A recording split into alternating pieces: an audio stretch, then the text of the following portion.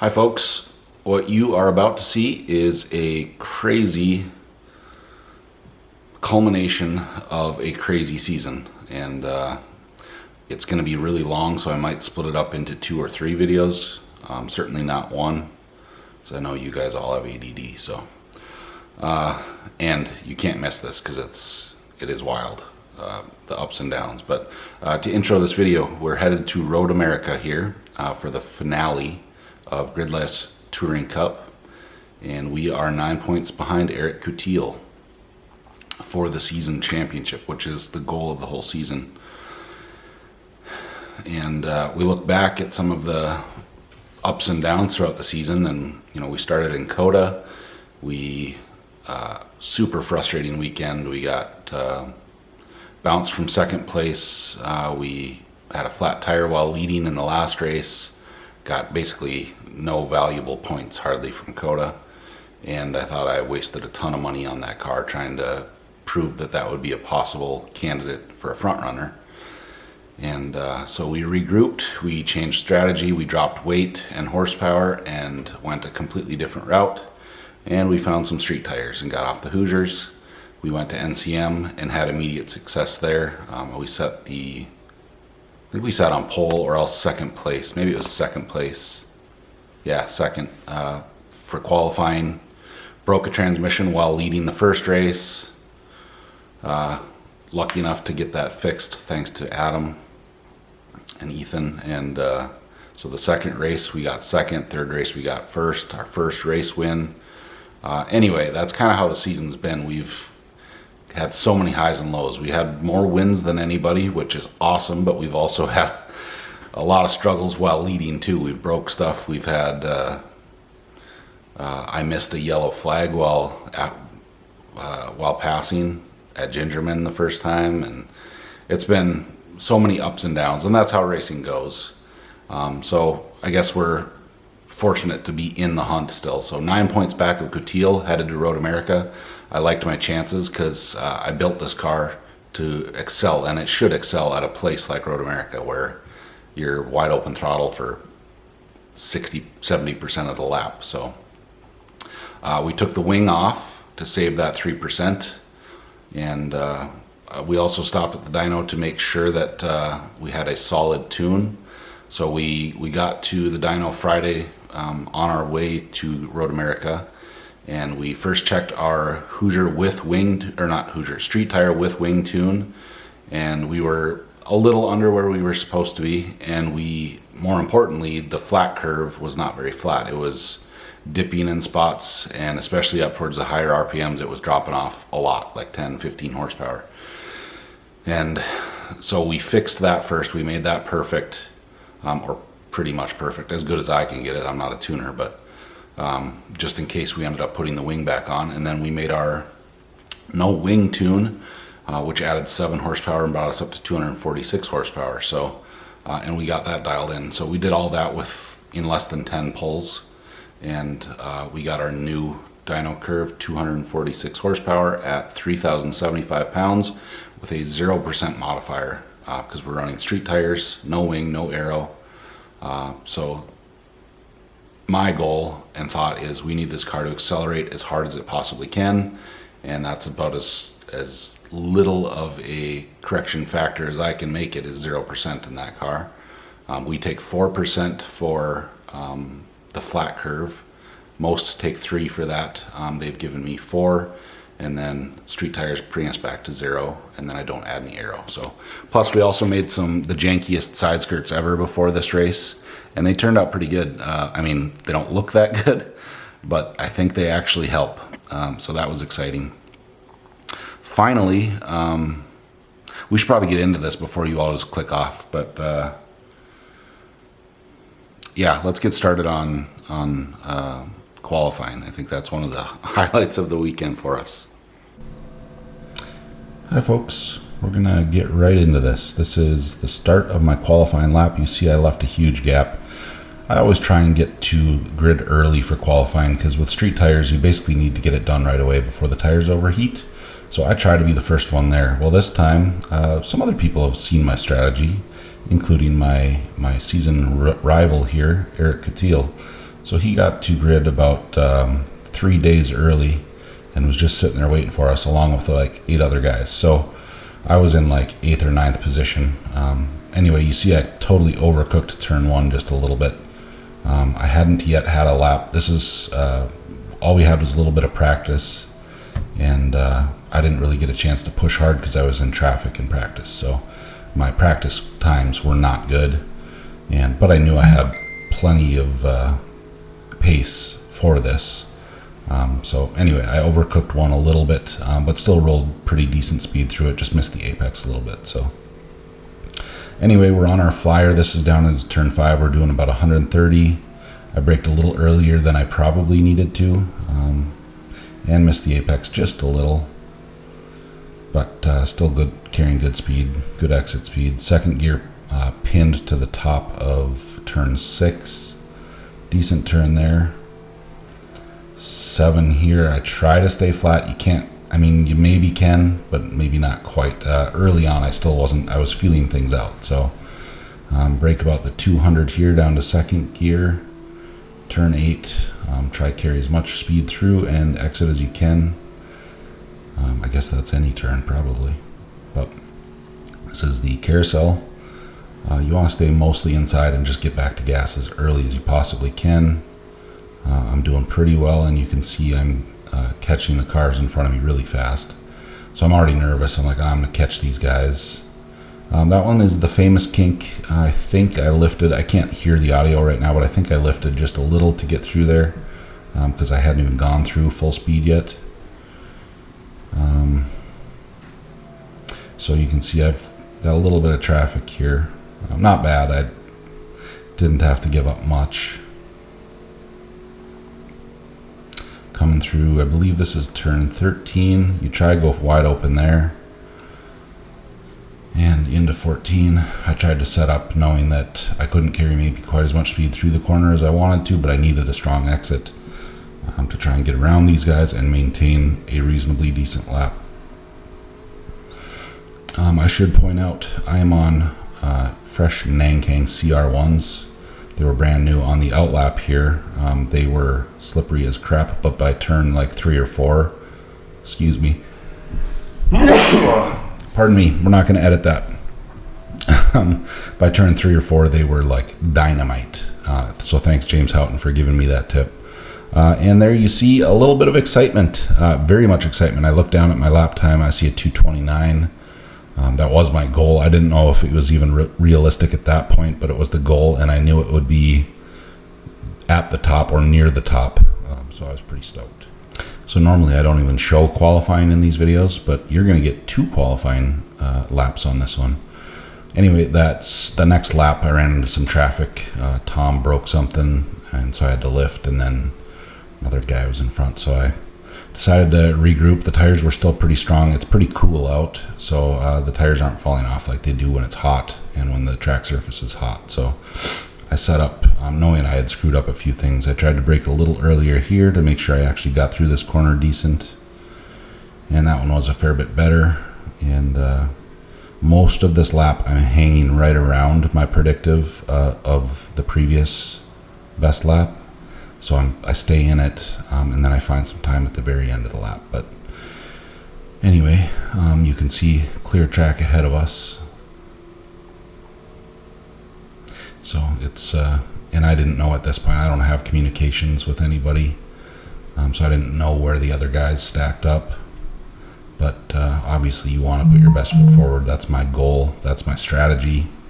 It's worked out really well for me this year, and it's like Abe says too, like it's do or die basically. My strategy, I basically have to be up front for it to work, and it's done very well for me this season. And so I want to make sure I'm at the front row at least for qualifying.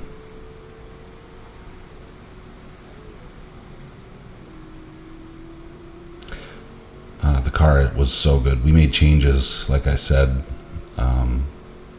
Well, maybe I haven't said it yet, but we made some changes heading into this race. We got rid of the wing, not because wings are slow. Wings are obviously help, I mean, if there was no penalty given for running a wing, I would absolutely be running a wing. But for 3%, that's 7 horsepower in my case, and that might not sound like a lot, but that's, to me, is worth it. At least at a track like this, it's worth it. So we put our little spoiler back on, and we made a few adjustments. The car's been a little sketchy at high speeds, sketchy loose, and so knowing that I was getting rid of a wing, that's going to obviously make it worse. So we adjusted we put a bigger front sway bar on, and I put some different front springs in too, and well, not springs, I just put a spring rubber in the left front to make sure our right hand turns didn't get out of control, because the kink is a place that can hurt. So anyway, 229.5 with 246 horsepower, pretty proud of that. Okay, you're on. You can. So we put the fresh tires on, the brand new ones, thanks to my buddy James. He said, give them a shot, don't even scrub them. I was nervous. We went out, about spun out on pit lane exiting because they were so slick, and then half a lap and it's like, oh boy, we got something here. They were hooked up. There was like 8 cars in front of us. I gave them a huge gap because I knew I'd be fast right away. I have to be fast right away. And I caught them like towards the end of the lap, but we still put down pole position. So I'm pretty thrilled. I don't want to get like too excited now. That's no points. That's just, this is what we could do for right now, and it's exactly what we needed. And it's exciting, and we can be excited. Yes, I'm excited. I'm not trying to get ahead of anything, but that's exactly what we needed to do. That's what I built this car for. That's why I'm running no wing right now, is to be fast in a straight line. And I have to look at data, but the car is good. So it's going to be tougher to drive at the end of the race, so I have to be prepared for that. I can already tell. I mean, they're going to fall off, but it should be less detrimental here than at other tracks because there's so much straightaway for me to try and stay out front. So feels good. Let's go. Yay.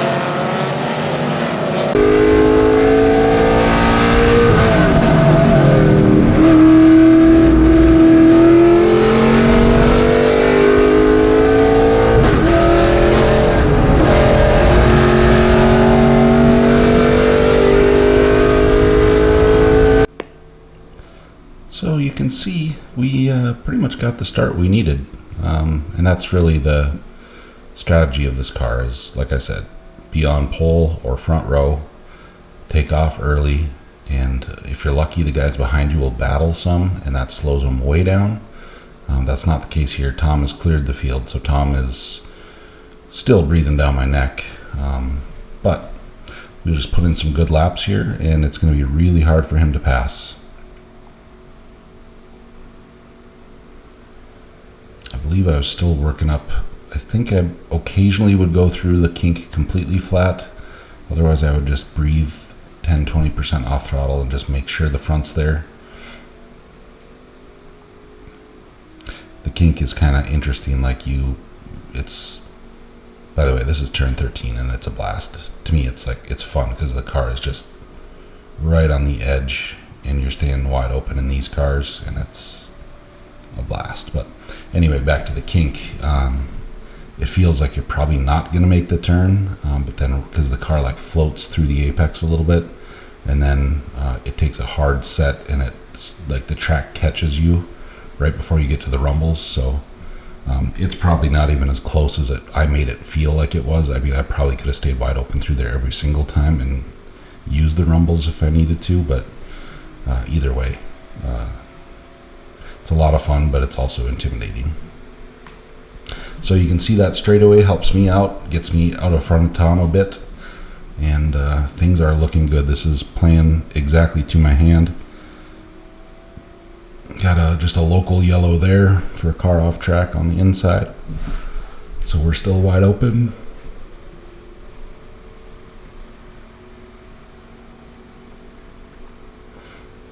I'm not going to, well, yeah, I am going to show you this whole race because there is quite the drama coming up. So stay tuned. This is lap 2 now. I need to set, I basically know that this is the lap that I need to set a strong lap because your starting position for race 2 is based on your fastest lap from race 1. So I've got a clear track. There's no one around me. My tires are still pretty good. And this is my first flying lap. So I'm trying to be as smooth and fast as I can be. You see Tom gains a bunch on me there. That's turn 8, I believe. And it's weird because you brake, it feels like you're braking too late and then the track evens out a little bit and it has tons of braking grip there. So that's just something that you basically learn with time, and I hadn't quite learned it yet. Nor did I really ever push that zone too far, but now you can see Tom is catching me, so I'm pushing even a little bit harder, and I don't think I lifted that time through, just caught the rear a little bit. Braking about the 300 foot, maybe a little before it here, and you can get back to gas really early there, and you don't slow as much as you'd think. But there's 13. I just love that corner. It's so much fun. Most important thing here, this is turn 14, is getting as much speed through exit as you can because you're going straight for a long time. And that time compounds throughout this whole straightaway. If you get it right or wrong, it's detrimental. So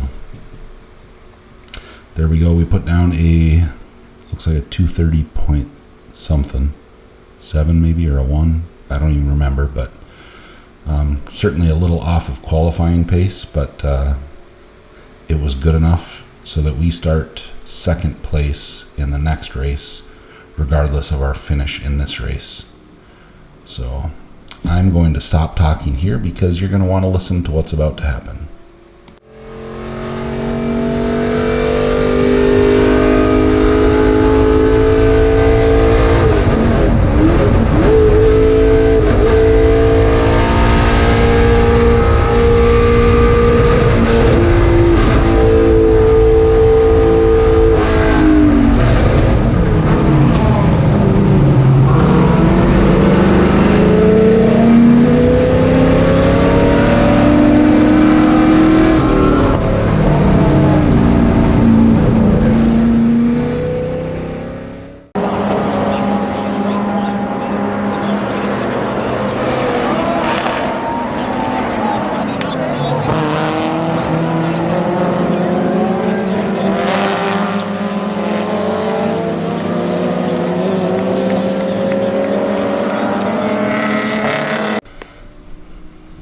Neat, right? I didn't know at the time. I assumed this is the same thing that basically happened at NCM, our second race of the season. I shifted from 3rd to 4th there, and nobody home, stuck in 3rd. I just pulled off because I didn't, early in the season I wouldn't have done what I'm about to do because it's so hard on the car. But we're fighting for a championship, and I figured, well, at worst, I'm going to lose a LS engine. It's a LS6 basically, so a couple $1,000 for a used junkyard one probably. So here we are, just going to be pinging on the rev limiter for a while. So I'll maybe let you listen. It's not fun to listen to, but we're going to carry out the whole rest of this race in third gear. The car's in third and it's not going anywhere. You can see I'm moving it around and I can feel like, yeah, nothing's happening. You don't feel anything. It's just a sloppy shifter there. So I assumed it was the same thing that broke. It was a roll pin that broke inside the transmission at NCM. So I'm pretty disappointed. I'm already thinking like, all right, well, I got to finish this race as high as I can to get as much points as I can.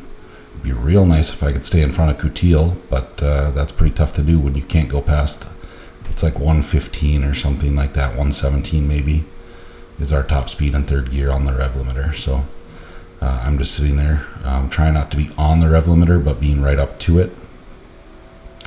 And it is not enjoyable. However, I will say this, if I'm going to be stuck in a gear, this was the gear to be stuck in, because it doesn't bog too bad on even the slow corners. It's not too bad. And then we still get most of our top speed, and it gets there quickly. So like here you'll see me catch Andy because we're getting up to our new top speed quickly. But as soon as we hit the limit, which is, you know, just beyond that bridge there, it's see you later, and everyone starts gaining on me. So I think we were still running 2 33s or 34s in one gear, so that's a kind of neat. Another fun fact, the only parts we've broken this season, or the only failures we've had all season that I can recall, are all just General Motors products. There are no aftermarket parts broke this season, and that's a testament to how good our aftermarket parts are and how good these companies are and how bad we need them to keep this sport and this the love of this lifestyle that we have alive. So vote for that, or search RPM Act, and I think SEMA.org has information on it. We want to make sure that this RPM Act passes so that we can keep doing what we love. But anyway, so here we are, rev limit. This poor thing had to hold on for I think 4 laps, and you can see little Hondas are eating us alive in the straights now.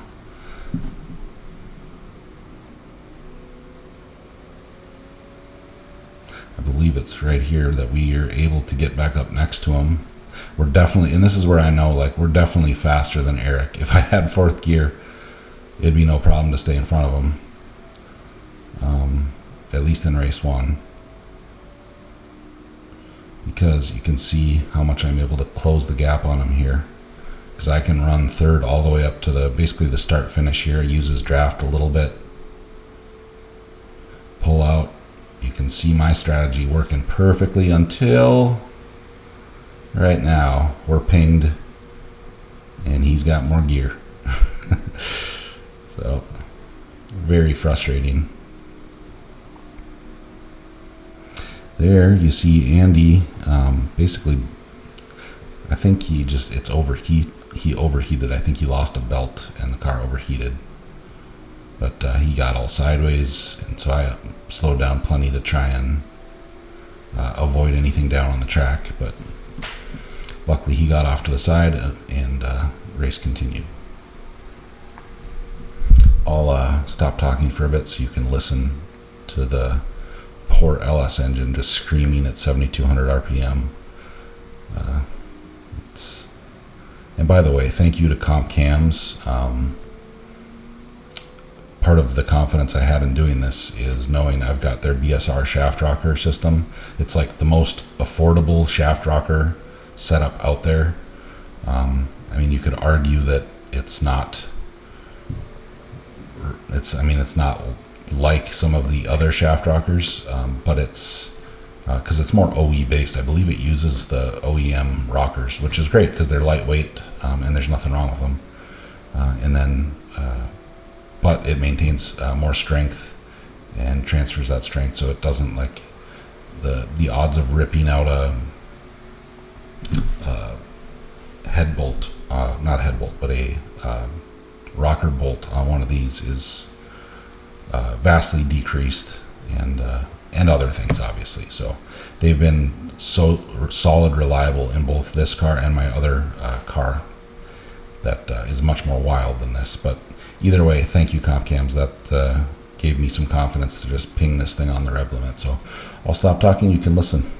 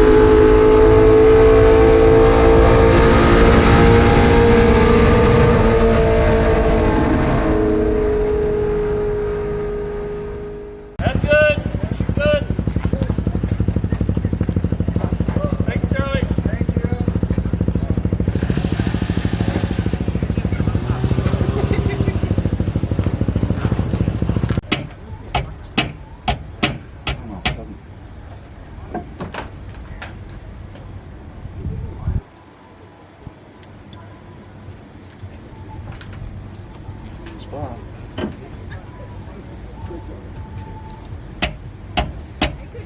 Sucker's in there. Cool, huh? So not only did we break, we lost more points to Katil, so now we're even further in the hole. I mean, we had a decent finish. We were lucked out for as early as it broke. We lucked out being in third gear. We lucked out that we were still able to finish fifth, I believe, in that race. Or sixth. I think it was sixth. And we're lucky that we were still starting in the front row for the next race. So, I mean, positives and negatives. The other lucky thing here is it wasn't the roll pin inside the transmission. It was the transmission linkage, the shift linkage. There's in Corvettes the C5s and 6s and 7s and whatnot.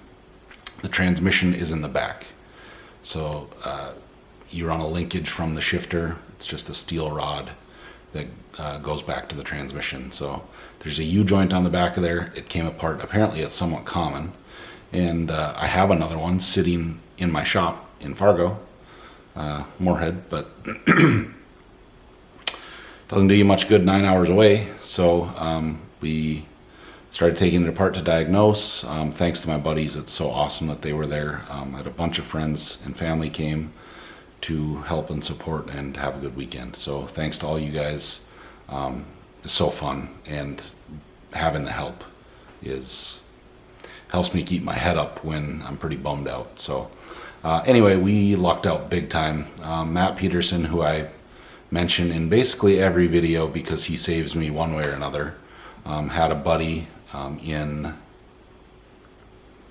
Sheboygan Falls, that's what it was, which is only not even a half hour away, I don't think, from Road America. So he's checked with him, and luckily had his personal number, and he had one. So we went over and bought that night, got it in. We did a little roundabout way, made a little extra holes and cuts to get it done, and got her in. So thanks to all my buddies and Matt Peterson, who's a buddy, and we were able to at least continue going, and we have a transmission that works again. So, all right, this one's getting long, so we're going to end this one here. Tune in for the next episode. It gets spicy. You need to come back to see what happens. Do we win? Do we not win? You have to find out. So come back for part 2, maybe part 3. I'm not even sure yet. Anyway, thanks for watching. Smash buttons. Love you. Bye-bye.